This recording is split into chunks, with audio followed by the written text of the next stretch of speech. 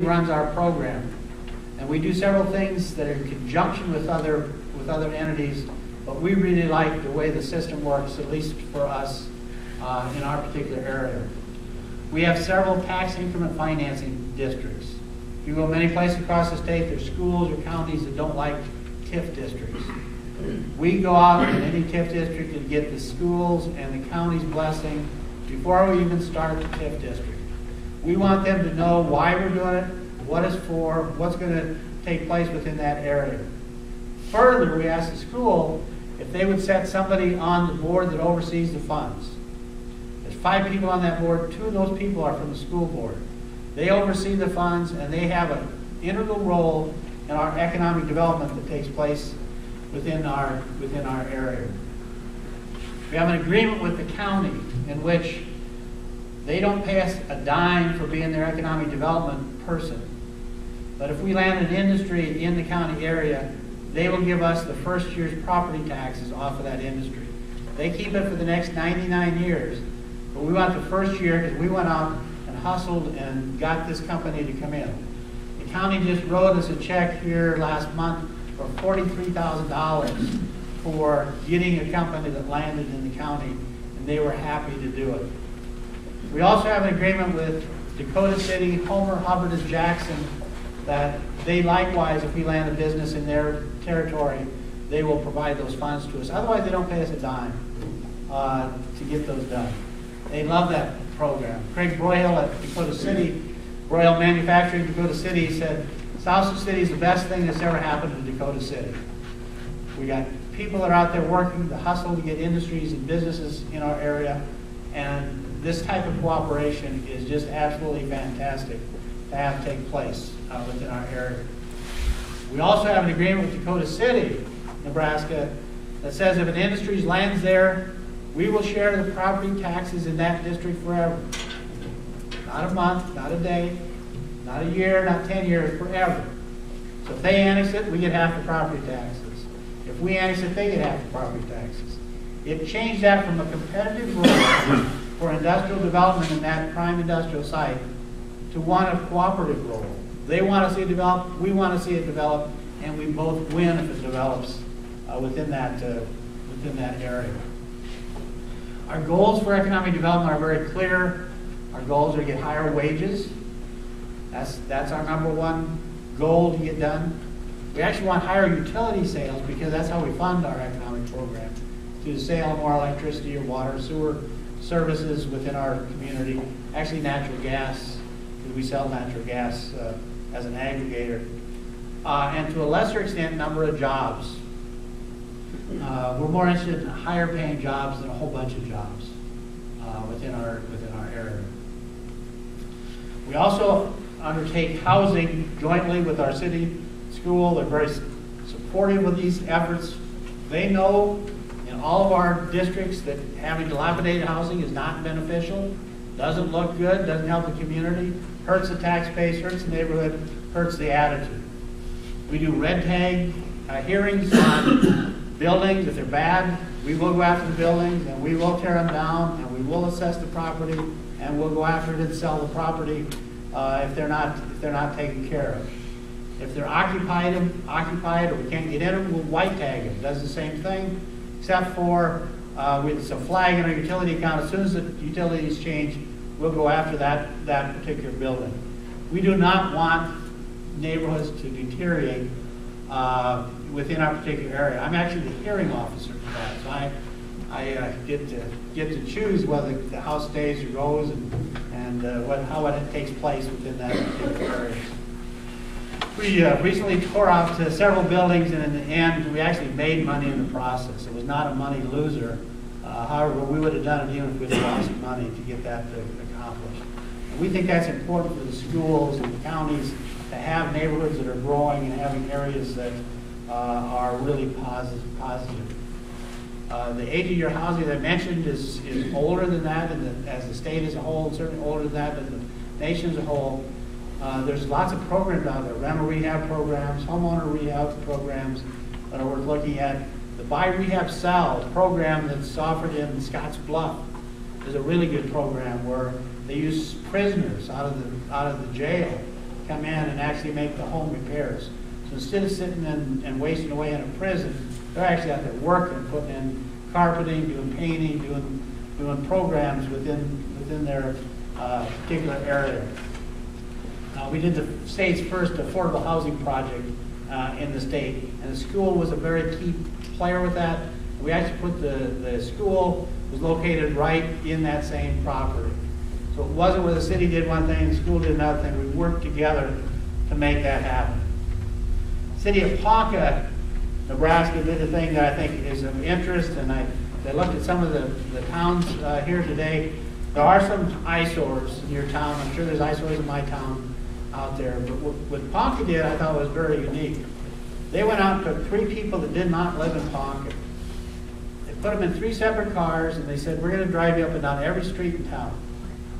And we want you to tell us what are the worst places in town that sit here. And I was one of them, but the other 2 people were in separate cars, separate drivers, and there was no conversation allowed. They went back to a community hall similar to this. They had dinner. We put our package together. We said we didn't like 314 West 12th Street. We didn't like the shingles that were falling off this place. Whatever it was that we put together. Why did they do that? Because we're independent. We don't know that it's the mayor's cousin that lives there. We don't know it's a county commissioner. We don't know who's there. We have nothing to know. We don't have anything in the game there. But they wanted the outside push because they didn't want, because the local people didn't like the idea of having to go after their cousin, their aunt, and whoever they work with. It became an independent evaluation of that community. And I'll guarantee that Ponca took that lesson. I'll guarantee that Ponca took those things to task and went right after those owners to get that done. And I'll also tell you, at the meeting, some of the people sat in the meeting were actually some of the owners. So I'm sure that they took action right after that.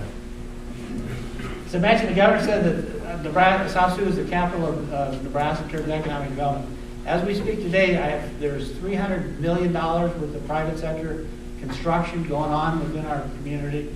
We will add over the winter 2 different companies, 300 jobs, over 300 jobs in each one of those 2. The speed of projects is absolutely unbelievable. Last Friday, we had a call, or 2 Fridays ago, we had a call from a company, said we're interested in your area, and we have to have the information by Tuesday. And Friday, they got it on Tuesday, and Friday they came up to make their visit. And I know we're in the final or the top selection of this company. It's a $100+ million project. Who would ever believe somebody making a $100 million decision in basically a week or 2 weeks? Never happened 20 years ago. It happens today frequently. And having shovel-ready ground is extremely important. There's a company called Renaissance. It's R-E-N-A-I-S. It's short for Renaissance, but I don't know why I can't say that. Renaissance. Anyway, short for Renaissance. They want to do wind towers. They want to do 2 megawatt towers throughout the state of Nebraska. And so they're looking for sites, and I'd suggest if you're interested, you look at sites. They've selected Wayne. They've got a letter of intent with us to build wind turbines in the area, where they will actually agree to build those turbines at the same price that MPPD charges us for electricity. So what is the downside to the consumer? There is none. It doesn't cost you anything. It's the same price as what you're paying already to get that done. The upside is that you get wind energy, and you're getting more energy for your area, and you're getting more jobs and more activities in your area. So you might want to look at a company like RENAIS to get that done. We have a handicap group that works with work rehab that we have with our fiber optic system and our ties to the home. They provide jobs to handicapped individuals. It started with 5 people, now it's up to 8 people. Now they want to make it a statewide program where people can actually stay at home, whether in Ord or any of the communities here, and not have to leave the home, not have to worry about transportation, not have to worry about the weather, but actually be able to do work from their home and keep their state benefits in life. That certainly would be a project to take a look at. Data center sites, We're clearly in the push for the data center sites with our fiber optics and our water that we have in our area. We built the first technology spec building that Great West Casualty and Northeast Community College went into, and now we're building a joint campus with Northeast Community College, Wayne State College, first campus of its kind in the country. All of which these projects are not done by the city of South Sioux City. These are done by the community. These are done by people working together to see them happen. We work with some firms like BBI and Phillips Kiln. BBI, by the way, is in 70% of your lean hamburger market in the United States. So if you have a lean hamburger at Wendy's, McDonald's, or any of your grocery stores, your 2 grocery stores in town, probably has their product in it that gives it the higher lean value overall.